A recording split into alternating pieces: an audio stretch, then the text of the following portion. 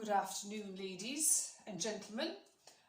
Here's my maybe second attempt at doing a little bit of yoga online for you all. So I'm doing this for the seniors class predominantly, but I'll stick it up there on the YouTube channel, and anyone who wants to have a look at it, feel free. Beautiful sunny evening, the sun's about to set. It's just gone 5:30.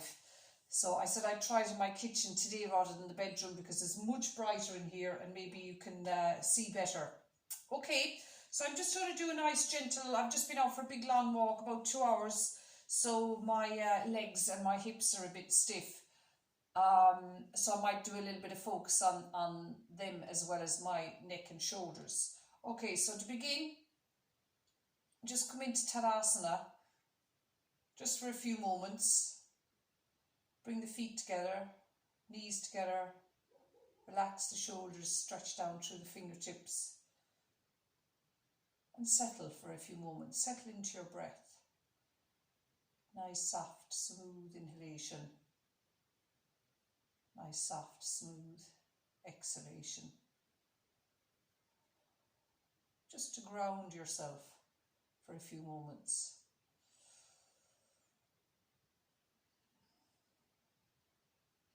And then extend the hands forward, interlace the fingers, and come up into Badanguliasana. So I'm stretching my arms overhead. Now make sure you can, I know you probably can't see my hands, but you know, the fingers are interlaced like so, and palms facing the ceiling. You all know this pose anyway, so I don't think you'll have a problem executing it. So stretch up. You can actually do this sitting down, cross-legged as well. And then release and take it to the other side. So extend the palms away, so the palms are facing away from you, and then bring them overhead. Relax the shoulders. And extend out through the crown of the head. Legs nice and straight. And then release and give the shoulders a bit roll. Now grab your belt. So I have a belt, a blanket and 2 blocks handy here beside me, and you may or may not need them. And you're getting your belt, you're going to hold it nice and wide so the belt's untied, or a scarf, or whatever you might have. So I've got the belt here at full tautness, and I'm going to swing the belt overhead, up and down several times. Now I'm keeping my arms nice and straight. I'm not bending the elbows. If you feel that you're going to bend your elbows, then bring your hands much wider. If your elbows are bending and you're doing like this to do it, then bring your hands wider. It's important to try and keep the arms as straight as possible, and you'll notice I'm going all the way up and over. So all the way up, and I'm touching the backs of my legs with the belt, and up and over, and touching the front of the thighs with my legs. Good. And oh, that feels nice. Relaxing the shoulders. Good. And then if you need to, you can keep the belt for Gomukhasana. So you drape the belt, I'm draping it over my right shoulder, and then right elbow towards the ceiling, left elbow towards the floor. So if you can't hold hands, you're holding the belt, and you're pulling the belt apart, or you're pulling your fingertips apart. So whichever one you're doing, it doesn't really matter. The important thing here is that you can pull fingertips or belt, lift the waist, lift the chest, keep the gaze eye level, relax your shoulders, and then release. And soften into the shoulders, and then the other side. Oh, that feels nice. So again, you're interlacing the fingers or holding the belt. So swap the belt over to the other shoulder if you need it, if you can't hold hands. Great. Gomukhasana. And then release. Relax the shoulders again. Maybe get rid of the belt for now. We'll come back to that later. I'm interlacing my fingers behind my back, And I'm turning sideways now. The feet are hip width apart. And I'm interlacing the fingers. Roll the shoulders back and down. And hinge forward into Uttanasana. Keep the head and chest up. Those of you who can, you can bring the head down a bit more. But don't bring the shoulders over necessarily. You just bring the head down a little bit more. Stretching into the backs of the legs. And release. And alternate the interlace of the fingers, or even if you can hook the thumbs as well, whichever suits. Roll the shoulders back and down. So before you come forward, roll your shoulders back and down, not up around your ears. You don't need to do that. You don't need to huddle the shoulders up around your ears. And then release forward and down. Oh. So again, if your back is quite stiff, don't go so far over. Stay up. Keep your head and chest up if you've any difficulty with your lower back. But if you can, no problem. Fold over, lifting the shoulders. Stretch the backs of the legs.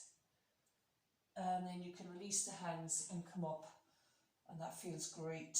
And now, this is where you might need blocks. So coming into Uttanasana, you're going to place the blocks about a foot or so in front of you. And, or thereabouts, foot and a half. Kind of depends on your proportions actually, how far away the blocks are. And also how high they are. So I've got them up quite high at the moment. Stretch the arms up. Hinge forward, bring the hands onto the blocks. Now, my spine, I hope, is nice and straight. I'm looking slightly forward. I'm pressing the hands into the blocks. I'm extending the trunk forwards and I'm keeping my legs nice and straight. Now, once you're here for a little bit, take a few breaths, feel what's happening in your legs, firm those legs, try and keep them nice and straight, but keep working the spine by pressing the hands into the block, lengthen the waist forward, relax your shoulders. Press the hands nice and firmly. Now I want you to stay there, but I'm going to take it a little bit further. So those of you who might be able to, you can take it a bit further. You can hold your ankles and fold over.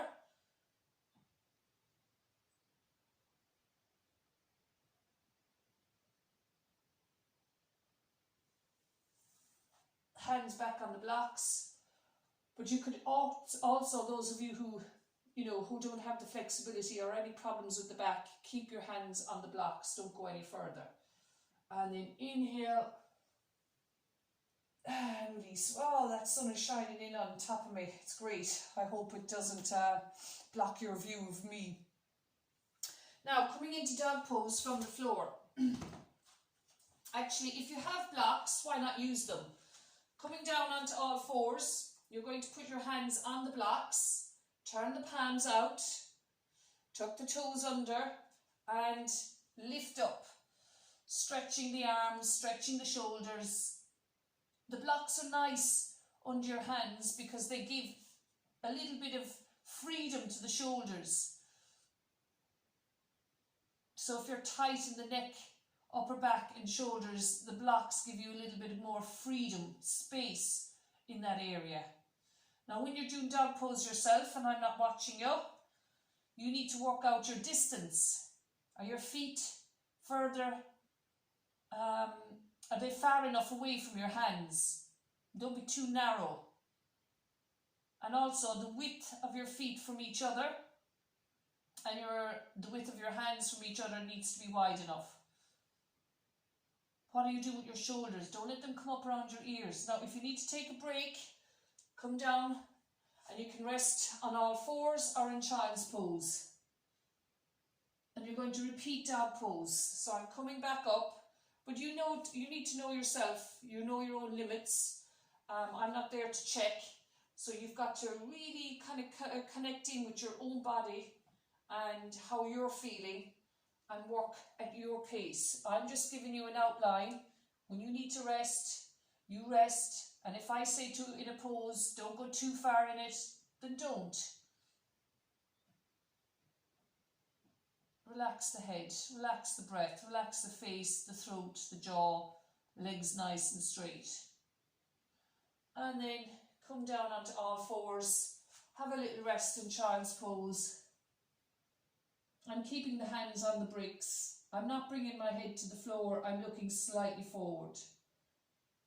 Pressing the bum into my heels. And then release and come up out of that. Now, if child's pose is difficult for you, you know yourselves, use your supports, use your blanket, use your blocks, use a bolster if you have one, or improvise even with a pillow or a few cushions under your ankles, anywhere that's, anywhere there's where your ankle joint, sole of the foot, if there's stiffness there, use the extra props, then you can improvise yourself around the house. So let's have a go at a few standing poses. Now, again, you can use blocks if you need to. The standing poses are great for the hips, so that's what I'm trying to do, a little bit of release my hips, trying to keep space there. So I've stepped my feet nice and wide apart and keeping my hands on my hips for a moment and relaxing the shoulders. Now, even here in this preparatory phase, whose name is I've forgotten, I think it's Parsvahastasana. Anyway, when you're here, make sure your feet are nice and wide. So the importance of that is so that when you come into the pose, you're not jamming into your hips, you're not getting stuck around the hip joint. So feet as wide as you can. I mean, if you're at home, why don't you put a chair or even a wall behind you? And then if you wobble, you can lean on the chair, lean on the wall. Now turn the right foot well out, 90 degrees, and turn the left foot in a little bit, but stay facing sideways. And then release your right hand down. Now you're not trying to get to the floor, but if you can, great. But that's not the aim of Trikonasana. This is really nice for the backs of the legs, the hips, the waist. Relax the shoulders. Remember to breathe. If your balance isn't great, like I said, you can have the wall behind you. And then release and come up. And then once again, don't hold the pose for as long as I'm suggesting or I'm holding it. If you need to come out of it, make sure you do. So again, check your distance. You'll notice there I kind of went a little bit wider the second time round when I swapped to my left side, because often when we go from one side to the other, we narrow our stance, and that's not so, that's not such a big deal, but keep your distance. Keep your distance from each other and keep the distance in your feet as well in Trikonasana. Now again, if there's any issue with your shoulders, you can keep your hand on your hip or you can stretch it back behind you. It doesn't have to go straight up. Breathe, legs nice and straight, and then inhale and come up and turn the feet forward. And you can step or walk the feet together, walk them in towards each other and just give your knees a little, a little wiggle there. Actually, I meant to do this one before I did Trikonasana. So you're standing with the feet hip width apart, stretching the right hand down. So I'm getting a bit of a length in here into the left side of the hip and releasing down into the other side. And again, repeating. So I'm just getting a bit of stretch into the outer hip here, the IT bend, I think some people like to call it, and then relax the shoulders. Now I'm kneeling down into Parigasana. I want you to kneel at the front right edge of your mat and stick your left leg out. Your right knee and your left heel are in line. Now I know when I teach this pose that almost never happens. So look down at your right knee, make sure it's at the front of the mat, and make sure your left foot is at the front of the mat, and then you straighten the left leg, you stretch the arms out, palms to the ceiling, inhale, and as you exhale you come sideways into Parigasana. This is really nice for here, that little hip, a really strong stretch here in the outer hip and a great stretch in the back of the right leg. The left leg as I'm going to my left side. Head and chest lifted. Don't be looking down at the ground. You want to turn the waist and look towards the ceiling. And then I turn the palm up and I release and I scoot over to the other side of the mat. Stick the right leg out. So I start with a bent knee, just so that I can check is my left knee and my right heel in line with the front edge of the mat. Straighten the leg, extend the arms, and off we go sideways. Oh. Keep the legs firm. Lift the waist, lift the chest, turn to look towards the ceiling. And scoot up. All of that, great.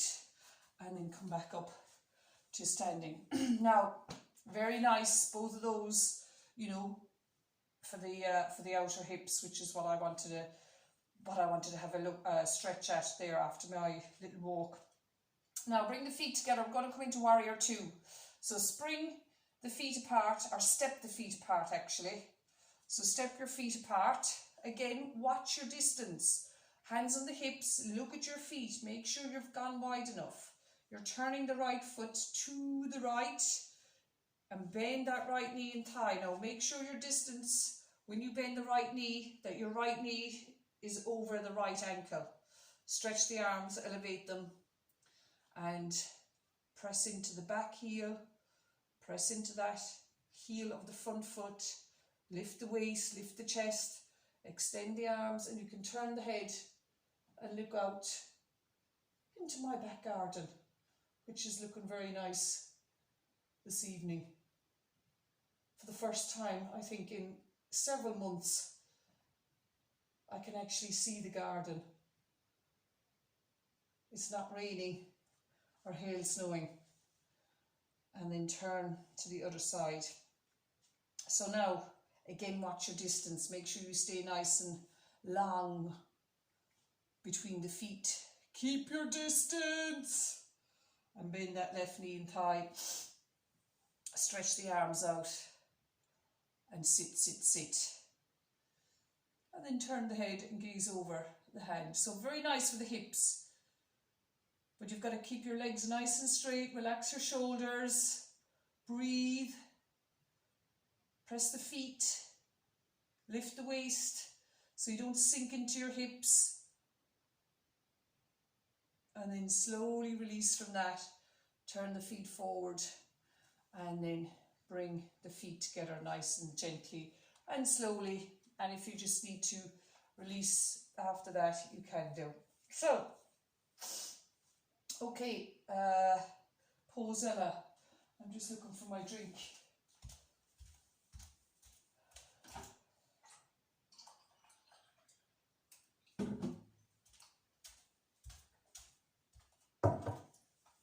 Warrior 1.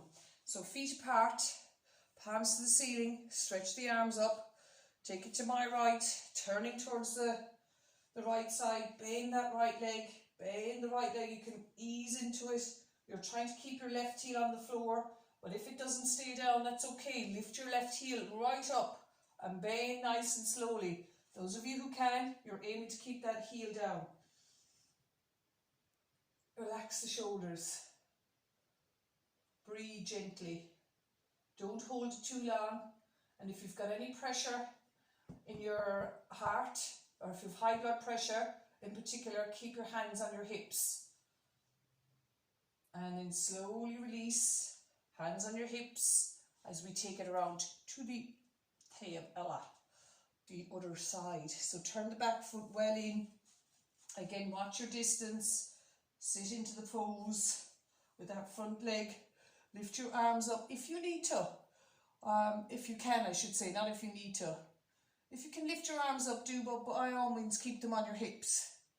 And again, if you've got any pressure around the chest, keep your hands on your hips.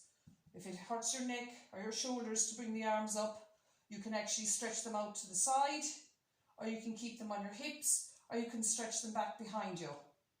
You don't always have to have the hands up.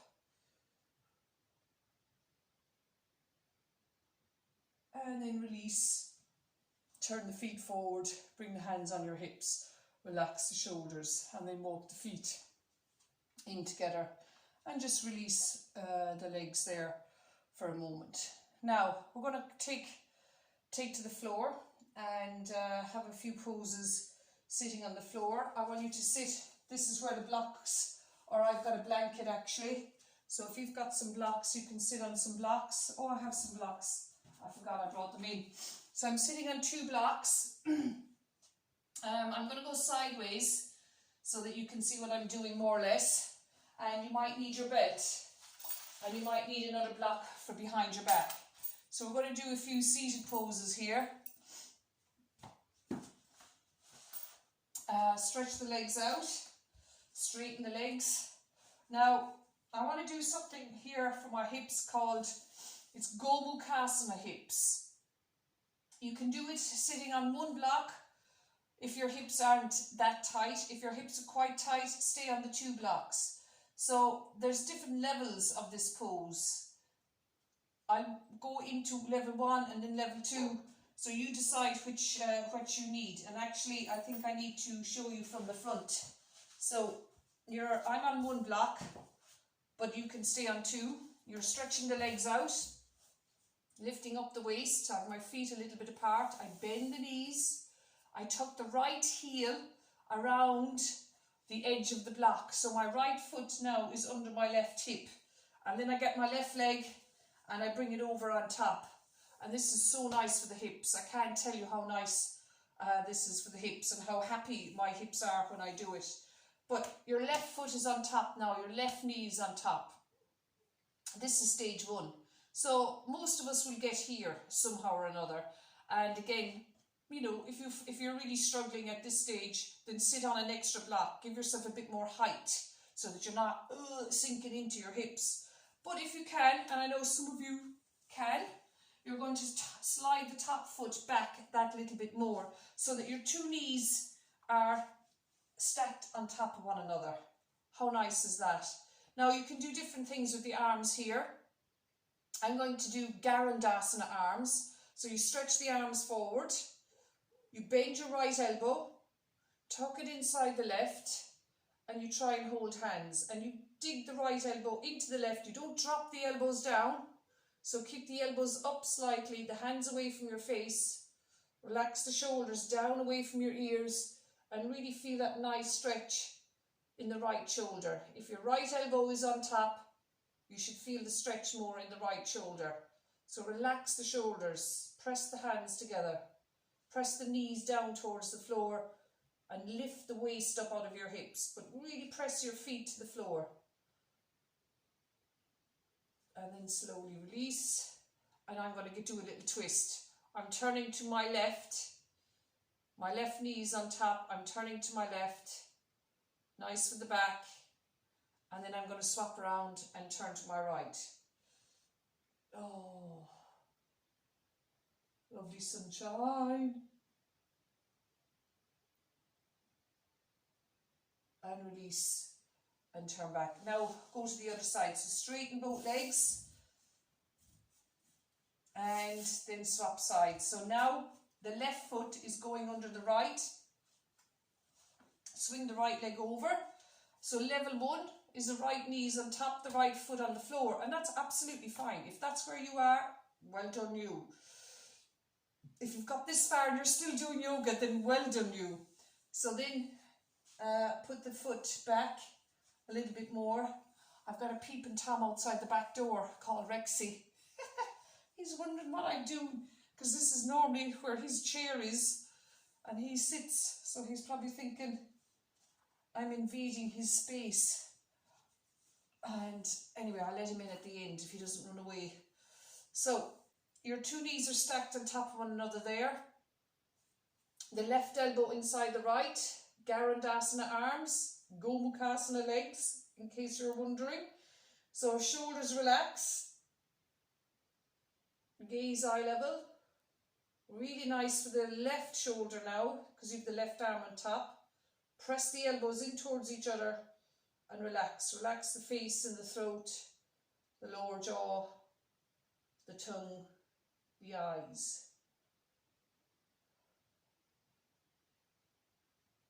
And then have a little twist.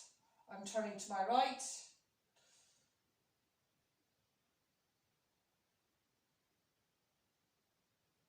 And a little twist to my left.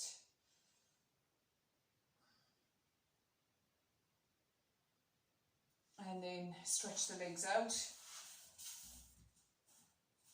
Cross the legs now. Again, we're just going to go forward. I just want to release my hips and your hips as well. So when you sit in swastikasana, as this is called, I've got one block underneath me. Some of you can do this easily on the floor. You might want to put a blanket or something under your ankles, because as you go forward, they can dig in. Now when I go forward, I'm extending my waist. I've got my fingertips on the floor. Relax the shoulders. You can put your blocks on hands if you need to, and then you stretch forward. Whether your head goes down or not is irrelevant. Good. I'm not sure you'll see me when I go forward. I don't know.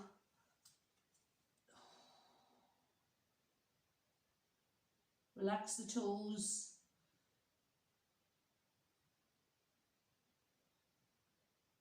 And then slowly release and come back up and take it to the other side. Or change legs and then take it to the other side. So I'm crossing the legs. I'm trying to have the feet as far away from each other as possible. This is good for the hips. It's harder work on the hips to separate the feet from each other, but that's what you're aiming for. And then you hinge forward, nice and slowly, going as far forward as you can. It'll differ for everybody. Relax the shoulders, relax the shoulders. And the last thing you can do is release your head. But don't worry about bringing the head down. It's just about stretching the hips, the outer hips.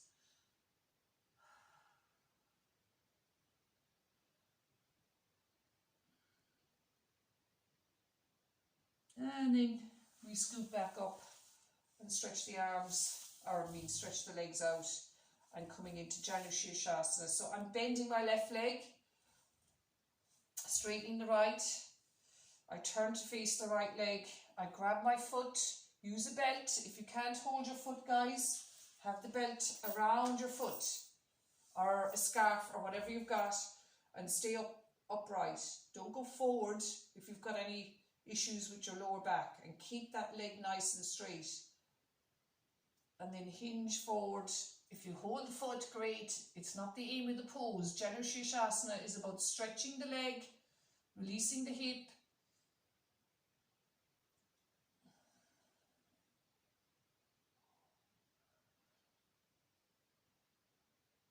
And then swap sides. Belt around the foot if you need it.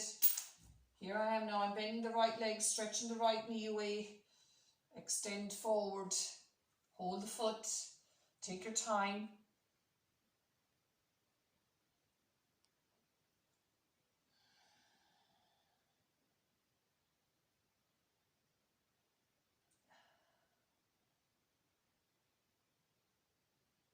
And then release and come back up and sit in swastikasana. So now this is where you can take a little time out, lie flat on your mat, maybe put a blanket down, relax your shoulders, put your head on a pillow, and just rest for a few moments before coming back to the real world. So before I sign out, the plan I have, it's not really executed yet, but maybe it will be in the next few days. My plan is to upload a few classes. I'm not sure, maybe one a day, maybe one every second day. I haven't really thought it through to all of that side of things yet.